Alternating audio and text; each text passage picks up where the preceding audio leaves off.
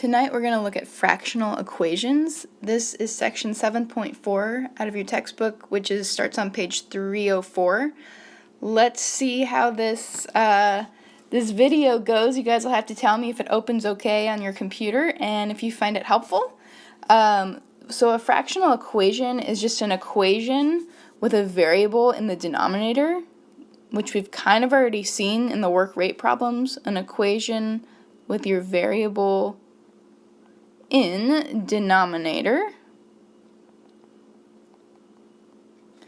And to solve this,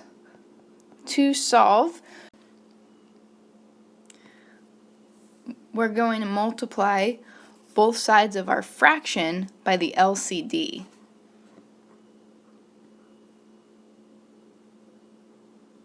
We've kind of already done this, but we haven't used this in an equation yet with an equal sign, so this is going to look a little bit different. We this in the work rate type problems. We've set up something that looked like maybe x over 2 plus x over 4 equals 1. And we did this with those work rate problems. Remember, we wanted to multiply by the LCD, which in this case is 4. We'd multiply by 4 to just make it look like a nicer looking equation, to make this look like 2x plus x equals 4. And then we finish to solve the equation.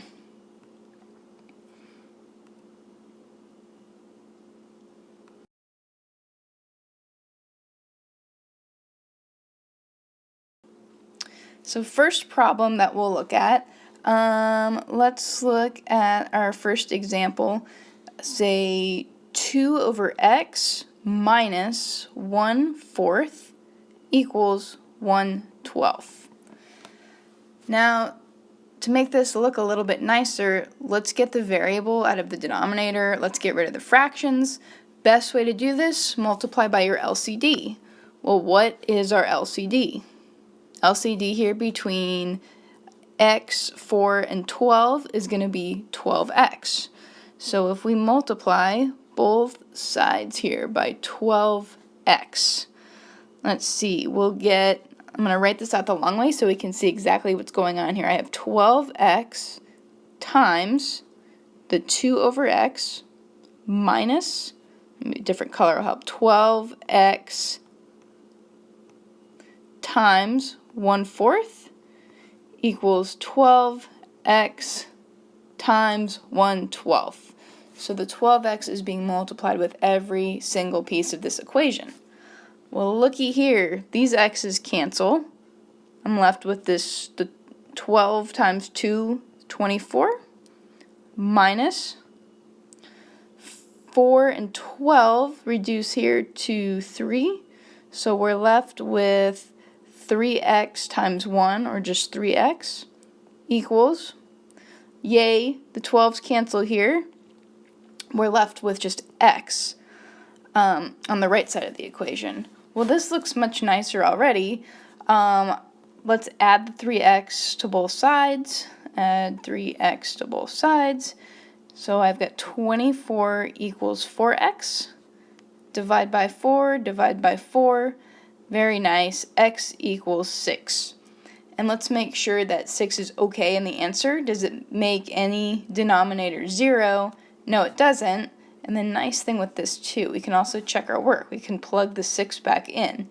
Does 2 over 6 minus 1/4 equal 1/12? Let's see. So 2/6 as a 12. If we multiply by 2, this is the same as 4/12 minus 3/12, which is 1/12.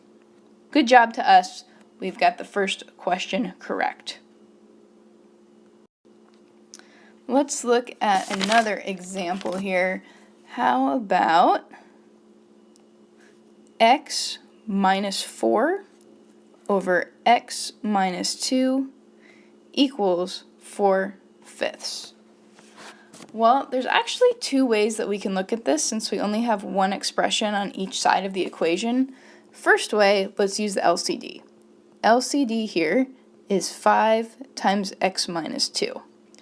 So if we multiply both sides of our equation by 5 times x minus 2. So I'll have 5 times x minus 2 times x minus 4 over x minus 2, x minus 4, equals 5 times x minus 2 times 4/5. Well, I'll go ahead and put parentheses around these to remind me of these quantities. Let's see, so these x minus 2's cross cancel. So on the left side, we're left with 5 times x minus 4 equals, yay, the 5's here cancel. On the right side, we're left with 4 times x minus 2.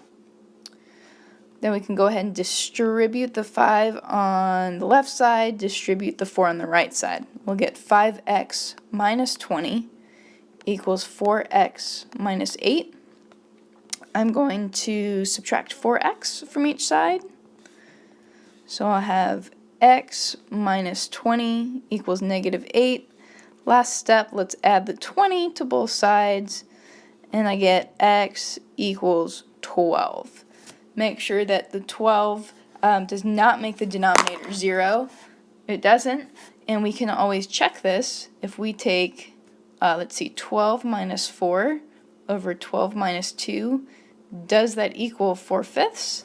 Well, 12 minus 4, I've got 8/10, which does reduce to 4/5, so we're set. The second way, method 2, second way we could solve this, since I do only have one expression on each side of the equation, is we can actually just cross multiply this. If we do this correctly, we'll end up with the same answer that we always did. If you remember on the previous slide, we know that x should equal 12. So just remember, I have to take 5 times the entire quantity, x minus 4. The 5 is going to get multiplied with both pieces of the numerator. That has to equal, let's see, 4 times quantity x minus 2. This should look already like one of our steps in the last problem. We did end up with this same equation once we multiplied both sides by the LCD. So the work is actually going to look exactly the same as it did on the previous slide. Distribute. Does this look familiar? We'll subtract 4x from both sides again. Get x minus 20 equals negative 8, and just like on the last slide, we added the 20 over to get 12. So totally up to you. When you have a fractional equation that looks like this, with one expression on one side, one expression on the other, you can either multiply by LCD on both sides, or you can cross multiply. Up to you. You should get the same answer if done correctly. Just make sure that you check your work. For the next one, let's try one that's a little bit tricky. How about n plus 1 over n plus 2 minus 10 over n squared minus 4, n squared minus 4 equals 0. Well, I would suggest adding this to the other side. So I'm going to get n plus 1 over n plus 2 equals 10 over n squared minus 4. Why did I do that? Well, I chose to do that so now, again, I have one expression on each side of the equation to help me later if I want to cross multiply. I don't know if I will yet. Let's see. So I'm going to need to factor this denominator. Our favorite, yay for factoring. I got n plus 1 over n plus 2 equals 10 over, what kind of factoring is it? Hopefully you said difference of squares, n minus 2, n plus 2. I'm going to go ahead and put parentheses around these guys too. Well, we could cross multiply, but if I'm looking from this n plus 1 across to the n plus 2, n minus 2, that's going to be a lot of multiplication there, a lot of foiling. Let's get rid of that guy. Maybe we'll use LCD here. LCD is n minus 2 times n plus 2. So if we go ahead and multiply n minus 2, n plus 2 to both sides, n minus 2 to n plus 2. Well, this is actually pretty nice. N plus 2's cancel here, so the left side we're left with n minus 2 times n plus 1, it's not too bad, equals, well, this is great, we multiplied n minus 2 and plus 2's all go away, so all we have on the right side is 10. To get something that we can solve, we're going to have to FOIL the left side. This will be n squared, let's see, that's plus 1n minus 2n, that'll be minus 1n minus 2 times plus 1 will be minus 2 equals 10. To solve for n, remember we're going to have to make this left side equal 0, and then again your favorite, we're going to have to factor. So let's subtract the 10 over. This will give us n squared minus n minus 12 equals 0. Again, I subtracted this 10 over to the left side. Let's see, bringing it over here, factoring n squared minus n minus 12. Factors as n minus 4 times n plus 3 equals 0. To solve for n, we take each factor, set that factor equal to 0, and solve. So 1n is equal to, that should be positive 4. N equals positive 4, and n equals negative 3. Let's make sure that neither of these make the denominator 0. 4 plus 2 is not 0, and negative 3. So we are all set to see that those are possible solutions, and then make sure that you check your work. Plug in 4, plug in negative 3. Does it make our equation true? I will leave that to you guys to check. How about one more slightly tricky problem?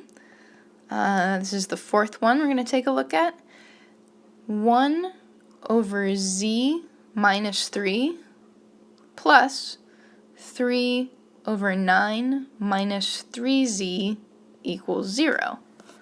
I'm actually going to start this the same way as the last one by moving this over to the other side.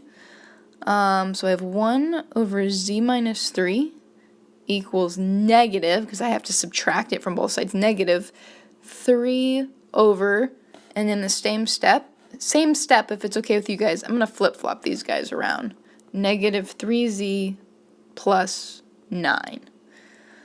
Looks like we can factor this denominator. 1 over z minus 3 equals negative 3 over, I'm going to factor out a negative 3 and see if I can't make this look like the other side. How about, so I'll take out negative 3 times, that'll become a positive z. Remember, that's going to switch the sign inside the parentheses and give me a negative 3. Because this negative 3 times this negative 3 would go back to a positive 9. Oh, that's kind of exciting. The denominators look almost the same. Do you see anything interesting here? Maybe over here? That these guys, before I do anything else, I can see that these cancel. Negative 3 over negative 3 will cancel and give me a positive 1 here in the numerator. So this looks kind of weird. I have 1 over z minus 3 equals 1 over z minus 3. What does that mean? Well, if you remember back when we were solving equations, one side equals the other, it's exactly the same. That's going to be our all real numbers. Yay! But since we have a variable in the denominator, what can't z equal here? We're all real numbers except for 3. Z cannot equal 3 because that would give us that denominator of 0, which we do not want. So I hope that this was helpful on our fractional equations. It can be a little bit tricky. Please come prepared to class tomorrow with any questions, and we will work together in class through several of these problems together.